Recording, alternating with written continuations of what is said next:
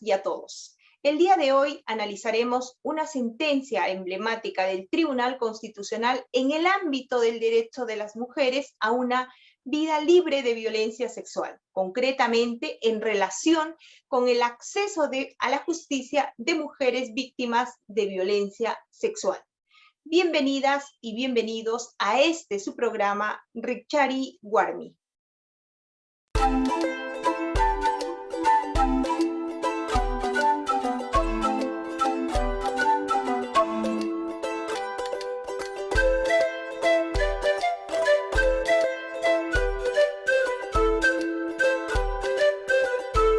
En el informe temático sobre violencia y discriminación contra las mujeres, niñas y adolescentes en América Latina y el Caribe, publicado en 2019 por la Comisión Interamericana de Derechos Humanos, reconoce los esfuerzos de los estados por adoptar un marco jurídico y político para abordar la violencia contra las mujeres que incluye una gama de recursos e instancias judiciales de protección. No obstante, la Comisión Interamericana advierte una dicotomía entre el marco jurídico y la idoneidad para remediar estos casos. Concretamente, la Comisión Interamericana de Derechos Humanos pone de relieve la persistencia de un patrón de impunidad sistemática en el procesamiento judicial de los casos de violencia contra las mujeres, debido a que la gran mayoría de estos casos carece de una investigación, sanción y reparación efectiva.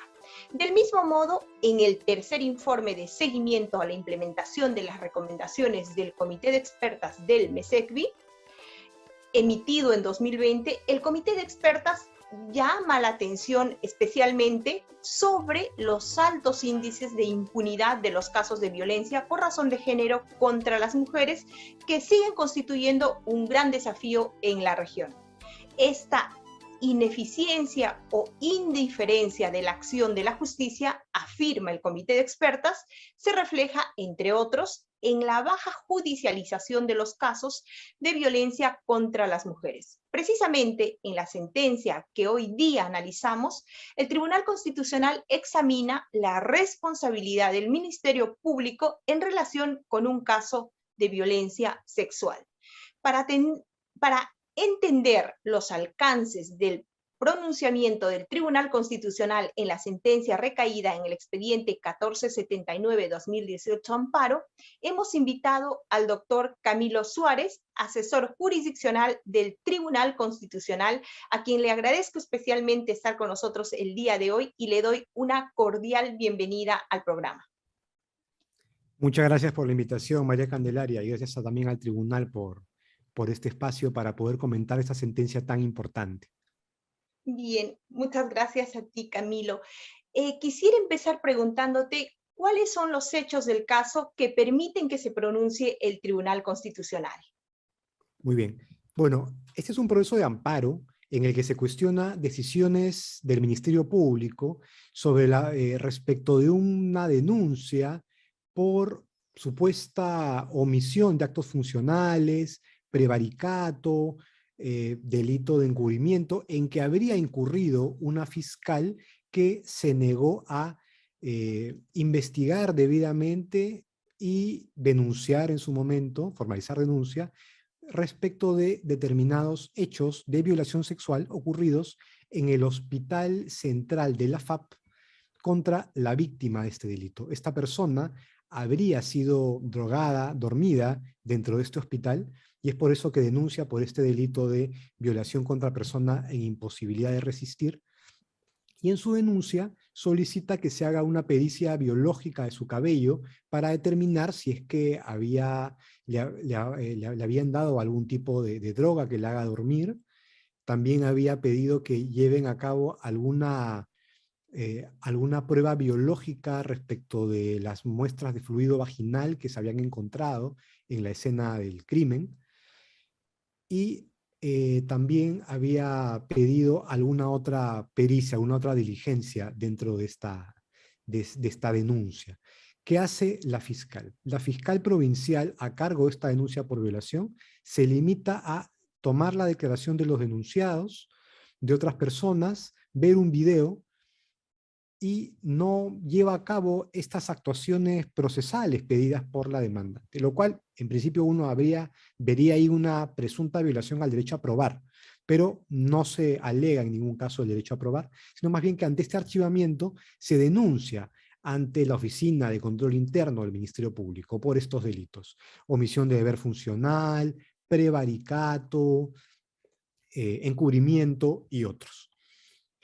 Bien. Se recibe la denuncia en junio y no es hasta enero del siguiente año que se emite una resolución en la cual se archiva la denuncia, se dice que no se va a abrir investigación. Y esa decisión es cuestionada a través del amparo. Luego, antes de la demanda de amparo, viene una apelación contra esta decisión y el fiscal supremo de control interno confirma la decisión, considerando que los fiscales, la fiscal denunciada ha actuado correctamente y no ha cometido delito alguno. Entonces, estas decisiones son las cuestionadas a través de la demanda de amparo, que es objeto de esta sentencia que vamos a comentar seguidamente. Bien, en primera y segunda instancia se declaró la improcedencia liminar de la demanda. En ese entendido, ¿podrías explicarnos cuáles fueron los argumentos del Poder Judicial para declarar la improcedencia y por qué el Tribunal Constitucional, pese a la improcedencia liminar, decide pronunciarse sobre el fondo de la controversia? De acuerdo, gracias por la pregunta. Aquí lo que vemos es esto. En primer lugar, el Tribunal Constitucional es competente para conocer de estos casos de amparo contra resoluciones denegatorias en segunda instancia, lo que se ha entendido generalmente como resoluciones que declaran improcedente o infundada la demanda en segunda instancia. Entonces, el juzgado constitucional que conoce de esta demanda en primera instancia rechaza liminarmente, lo que implica básicamente no admitir a trámite la demanda. En la resolución número 1, en vez de admitir, dice rechazo la demanda. Considera el juzgado que se pretende un reexamen de lo probado en sede fiscal, en sede del Ministerio Público. Sabemos, esto es un comentario, sabemos que para los amparos contra la resolución judicial, así como amparos contra el Ministerio Público, no se pueden interponer para hacer un reexamen de lo probado. Es decir, si el fiscal consideró que en este caso no se ha configurado el delito de omisión de deberes funcionales o no se ha configurado el delito de violación, yo no voy a interponer mi amparo para que el juez constitucional recalifique esa calificación de que no hay un delito o de que sí hay delito. Yo tampoco puedo cuestionar a través de un amparo, una denuncia, una acusación fiscal o una denuncia formalizada diciendo que no es cierto que se haya configurado el delito de estafa, de lavado de activos, entre otros. Entonces, hay muchos casos donde el Tribunal Constitucional rechaza las demandas considerando que lo que pretende el demandante es un reexamen. Es decir, lo que se falló en su caso, la calificación jurídico-legal, cambiar esa calificación jurídico-legal. Bueno, eso es lo que supone el juez de primer grado. Yo discrepo, el tribunal también discrepa, no ha entendido el Tribunal Constitucional que sea un caso de reexamen probatorio, más bien lo que se cuestionaba era la motivación, que es una cosa distinta. Yo puedo cuestionar que la resolución del fiscal o la resolución judicial no ha sido debidamente motivada, que no ha dado las razones adecuadas. Y esa es la forma como se ha interpuesto esta demanda. Se alega que no se han dado las razones adecuadas que justifiquen debidamente la decisión del fiscal. Y es por eso que la decisión del juez de primer grado es errada, tal como lo hizo el tribunal, y yo concuerdo con eso. Y es más, la propia segunda instancia tampoco concuerda con el juez de primera instancia. ¿Por qué?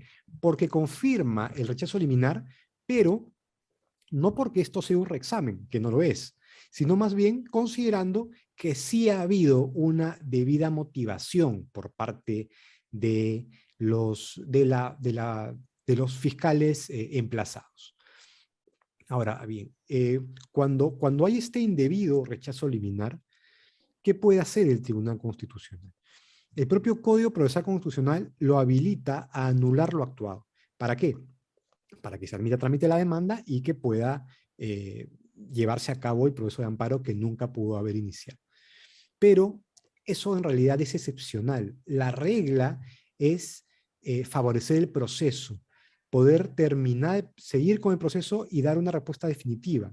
Por eso es que en aquellos casos donde no se haya violado el derecho de defensa, que es este caso, el tribunal señala que, que la parte demandada ha tomado conocimiento, ya que la resolución de segundo grado ha sido notificada, ha tomado conocimiento el procurador del Ministerio Público y también la fiscal emplazada, de manera tal que se advierte que no hay una violación de derecho de defensa y además el tribunal entiende que en el caso se cuenta con todos los elementos para resolver el caso, de manera tal que, como la mayoría de casos de estos, el tribunal, en la mayoría de casos en donde el rechazo liminar es indebido, en lugar de anular lo actuado, que sería alargar el proceso indebidamente, decide resolver de una vez el proceso, por dos razones principales. No las únicas, pero las principales. No se afecta el derecho de defensa y, en segundo lugar, se tienen los elementos para resolver el caso. Bien, en síntesis, concretamente, ¿cuál es la controversia del caso de autos? La controversia del caso consiste básicamente en debida motivación. Esa es la controversia. Que no se han señalado las razones, que no se ha justificado suficientemente la decisión por la cual no se abre investigación por estos delitos que se ha anunciado a la fiscal que en su momento archivó la denuncia por violación. Concretamente, ese es el núcleo del caso. La controversia. Bien, ¿cuáles son los argumentos para declarar fundada la demanda? Es decir, ¿por qué, a juicio del Tribunal Constitucional, los fiscales de la Oficina Desconcentrada de Control Interno de Lima y de la Fiscalía Suprema de Control Interno, que conocieron la denuncia interpuesta por la demandante, no habrían cumplido con el deber constitucional, como acabas de señalar, y legal, de motivar debidamente sus respectivas disposiciones? El tribunal hace una interpretación sistemática referida a la Ley Orgánica del Ministerio Público, cita concretamente el artículo 94 y señala que para conocer de un caso por delito de omisión de funciones, el tribunal se refiere muy concretamente al delito de omisión de funciones, aunque en realidad es sobre la base de varios delitos esta denuncia. Para conocer una denuncia sobre la base de este delito, respecto de este delito, tiene que, en primer lugar, señalar cuál es el acto que debió haber llevado a cabo el fiscal. Y en segundo lugar, señalar si es que llevó a cabo o no estos actos para poder rechazar esta denuncia, para poder archivarla. Esta motivación es aplicable tanto a si después de una investigación archiva o en caso también de que se niegue a abrir una investigación. Pero en ambos casos, esta obligación de motivar la resolución, que en principio es aplicable por la propia Constitución a los jueces, pero que también jurisprudencialmente se ha entendido que el Ministerio Público está, debe ser respetuoso del debido proceso y por extensión de la debida motivación, es que se entiende que el fiscal tiene que dar las razones por las cuales toma una determinada decisión. Entonces, y concretamente, respecto al caso del delito de omisión de deberes funcionales, lo relevante es determinar cuáles son esos deberes funcionales y señalar si se han llevado a cabo o no, si se han realmente cumplido. Eso es básicamente lo que tiene que hacer un fiscal para decidir si abre una investigación o rechaza la apertura de una investigación por estos delitos. Bien, finalmente, ¿podrías precisarnos cuáles son los efectos de la sentencia dispuestos por el Tribunal Constitucional? Sí, y aquí vino algo bastante interesante. El efecto, bueno, es una sentencia fundada, se ordena, se dispone la nulidad de las dos resoluciones referidas a la no apertura de investigación en sede de control interno del Ministerio Público, que son los competentes para esto, para los delitos cometidos por los fiscales, pero al mismo tiempo se ordena la nulidad de la decisión fiscal de no abrir, o mejor dicho, de archivar la investigación por delito de violación, lo cual a mí me llama la atención. Es interesante porque finalmente se da una mejor tutela a la demandante, a la presunta víctima de este delito, pero al mismo tiempo no veo en la resolución, en la sentencia, ni un solo párrafo en el cual se critique esta decisión de la fiscal que vio el tema de la violación. Claro, porque la demanda de amparo y el recurso de agravio y la apelación eran respecto del trámite fiscal en sede de control interno, por los delitos cometidos por la primera fiscal. No hay ningún argumento en la sentencia que haga referencia a esta sentencia. Entonces, eso al final puede traer un problema para la propia demandante, para la propia víctima, porque claro, se anula la resolución, pero la fiscal va a evaluar conforme a lo ordenado, solo a lo ordenado, pero ¿bajo qué razones va a reevaluar su investigación?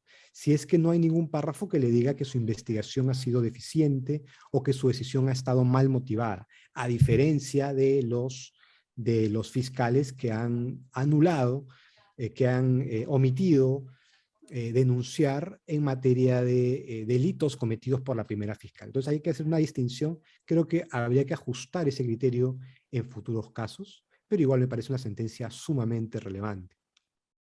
Perfecto, muchísimas gracias. Agradecemos de manera especial a Camilo Suárez, uno de los asesores jurisdiccionales más importantes del Tribunal Constitucional, por habernos explicado con claridad esa sentencia. Muchas gracias, Camilo. Muchas gracias. En la segunda parte de nuestro programa tenemos como invitada a una especialista en derechos de las mujeres que analizará el fallo del Tribunal Constitucional. No se lo pierdan. Vamos a una pausa y volvemos. Gracias. Desde niños nos enseñan que la Constitución política tiene supremacía sobre las demás leyes y en ella se garantizan nuestros derechos fundamentales. En Perú, cuando alguno de esos derechos es vulnerado, podemos presentar ante el Poder Judicial varios tipos de procesos. Proceso de habeas corpus, cuando algo o alguien atenta contra la libertad personal. Proceso de habeas data, que nos garantiza acceder a información pública, conocer, actualizar, incluir y suprimir o rectificar la información referida a la persona que se encuentre almacenada o registrada en archivos, bancos de datos o registros de entidades públicas o de instituciones privadas que brinden servicio o acceso a terceros. Proceso de amparo, cuando un hecho u omisión atenta contra cualquier otro derecho constitucional no protegido por el habeas corpus o el habeas data. Proceso de cumplimiento, que nos permite reclamar que alguna autoridad o funcionario acate las normas legales o ejecute los actos administrativos que le corresponden. Si consideramos que el Poder Judicial en segunda instancia deniega la petición en cualquiera de estos procesos, podemos presentar un recurso de agravio constitucional. Esta vez, quien lo resuelve es el Tribunal Constitucional, que fallará en última y definitiva instancia. Los magistrados del Tribunal Constitucional también se encargan de resolver demandas en caso que una norma con rango de ley no se ajuste a la Constitución. En este caso, se puede presentar una demanda de inconstitucionalidad. Además, existe el proceso competencial, que permite al Tribunal Constitucional conocer de los conflictos que se susciten sobre las competencias o atribuciones asignadas directamente por la Constitución o las leyes orgánicas, que delimiten los ámbitos propios de los poderes del Estado, los órganos constitucionales, los gobiernos regionales o municipales. Si tienes un proceso en curso, recuerda que la información de audiencias, expedientes y resoluciones la puedes encontrar en nuestra página web www.tc.gov.pe.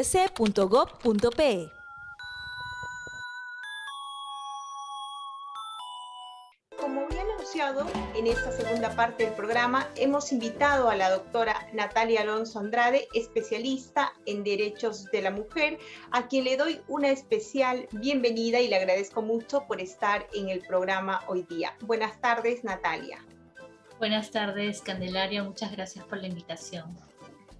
Bien, quisiera preguntarte ¿Cuál es la trascendencia de la sentencia 1479-2018 amparo en el marco del Estado constitucional como el Estado peruano, que ha suscrito la Convención para la Eliminación de todas formas de discriminación contra las mujeres y también la Convención Interamericana para prevenir, sancionar y erradicar la violencia contra las mujeres? Gracias.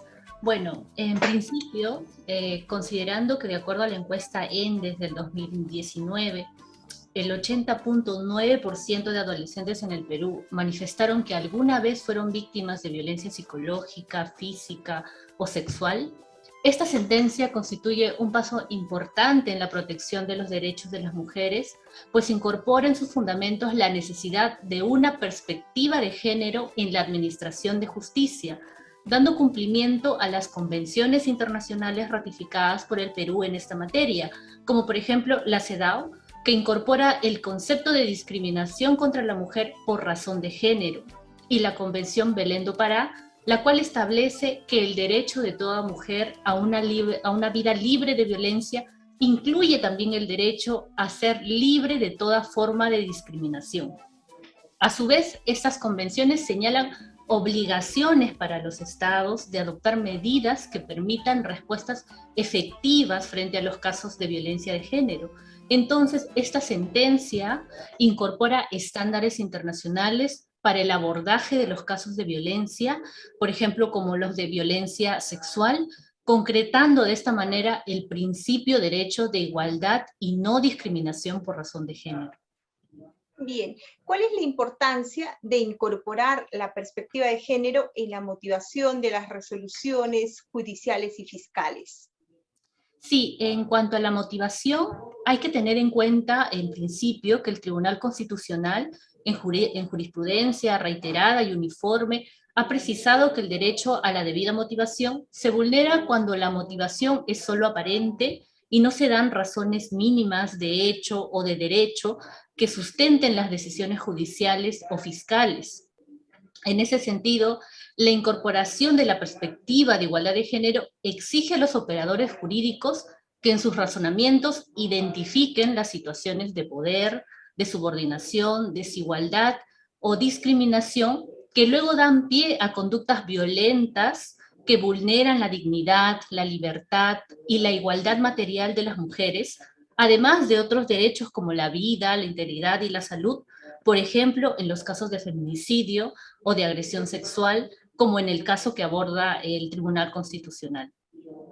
Bien, esta sentencia ha sido muy bien recibida por las instituciones que defienden los derechos de las mujeres, porque señalan que responde de alguna manera a las dificultades que las mujeres enfrentan para acceder a la justicia. En ese sentido, ¿qué dificultades enfrentan las mujeres para acceder a la justicia en casos de violencia sexual, fundamentalmente en el Perú? Sí, mira, en principio el acceso a la justicia para las mujeres enfrenta múltiples retos, entre ellos las barreras lingüísticas y las barreras económicas. Y esto afecta sobre todo a mujeres indígenas en zonas rurales, periurbanas y que están en condición de pobreza. Además, en específico, en los casos de violencia sexual, se observan, en primer lugar, demoras injustificadas en las investigaciones o en tomar las pruebas después de las agresiones. También se observa que se prioriza la prueba física frente a la declaración de las víctimas. Y por otro lado, que habiéndose dispuesto la actuación de pruebas, pericias o exámenes médico-legales, se hace un inadecuado tratamiento o evaluación de estas para esclarecer los hechos. Al respecto, es importante recordar que la Relatoría sobre los Derechos de las Mujeres de la Comisión Interamericana ha señalado que la mayoría de los casos de violencia familiar y abuso sexual son cometidos en la esfera privada, sin evidencias materiales, contándose solo con la palabra de la víctima contra el agresor, razón por la cual la declaración de las víctimas deben ser consideradas como pruebas válidas y suficientes en el marco de una agresión sexual. En esa línea, la casación 4175-2017 de la Corte Suprema señaló que en caso exista como único medio de prueba la declaración testimonial de la víctima, esta tiene la calidad de prueba válida de cargo, suficiente además para enervar lo señalado por el denunciado, siempre que cuente con elementos suficientes de certeza, razón por la que las declaraciones de las víctimas tienen un valor importante para la resolución de los casos de agresión sexual. Bien, precisamente eso es lo que ha dado pie de algún modo a la interposición final de esta demanda de amparo, porque quien denuncia, la palabra de la víctima, de la persona que denuncia, no se tiene en cuenta. Bien, ¿qué aspectos del fallo destacarías finalmente, Natalia? Sí, mira, esta sentencia marca una pauta importante para la aplicación, como hemos visto, de la perspectiva de igualdad de género, en principio por parte de las fiscalías, sobre todo en las etapas de investigación preliminar, pero también es un precedente para la actuación de los jueces y en general de todo el sistema de justicia frente a los casos de agresión sexual. A su vez, algo que es muy importante a nivel constitucional, permite la efectivización de los derechos a la igualdad y no discriminación y el acceso a la justicia de las mujeres de acuerdo a los parámetros de las convenciones internacionales, como hemos visto, la CEDAW o Belén do Pará. Finalmente, a nivel social, podríamos decir que esta sentencia promueve la construcción de una sociedad igualitaria donde las mujeres podamos vivir una vida libre de violencias. Dicho sea de paso, derecho que recientemente este Tribunal Constitucional también ha reconocido. Bien, perfecto. Pues bien, muchas gracias a la doctora Natalia Alonso y al doctor Camilo Suárez por ayudarnos a entender los aspectos medulares de esta sentencia que tiene incidencia en el acceso a la justicia de las mujeres víctimas de violencia sexual en el Perú. Muchas gracias. Muchas gracias a ustedes. Desde niños nos enseñan que la Constitución política tiene supremacía sobre las demás leyes y en ella se garantizan nuestros derechos fundamentales. En Perú, cuando alguno de esos derechos es vulnerado, podemos presentar ante el Poder Judicial varios tipos de procesos. Proceso de habeas corpus, cuando algo o alguien atenta contra la libertad personal. Proceso de habeas data, que nos garantiza acceder a información pública, conocer, actualizar, incluir y suprimir o rectificar la información referida a la persona que se encuentre almacenada o registrada en archivos, bancos de datos o registros de entidades públicas o de instituciones privadas que brinden servicio o acceso a terceros. Proceso de amparo, cuando un hecho u omisión atenta contra cualquier otro derecho constitucional no protegido por el habeas corpus o el habeas data. Proceso de cumplimiento, que nos permite reclamar que alguna autoridad o funcionario acate las normas legales o ejecute los actos administrativos que le corresponden. Si consideramos que el Poder Judicial en segunda instancia deniega la petición en cualquiera de estos procesos, podemos presentar un recurso de agravio constitucional. Esta vez, quien lo resuelve es el Tribunal Constitucional, que fallará en última y definitiva instancia. Los magistrados del Tribunal Constitucional también se encargan de resolver demandas en caso que una norma con rango de ley no se ajuste a la Constitución. En este caso, se puede presentar una demanda de inconstitucionalidad. Además, existe el proceso competencial, que permite al Tribunal Constitucional conocer de los conflictos que se susciten sobre las competencias o atribuciones asignadas directamente por la Constitución o las leyes orgánicas, que delimiten los ámbitos propios de los poderes del Estado, los órganos constitucionales, los gobiernos regionales o municipales. Si tienes un proceso en curso, recuerda que la información de audiencias, expedientes y resoluciones la puedes encontrar en nuestra página web www.tc.gov.pe.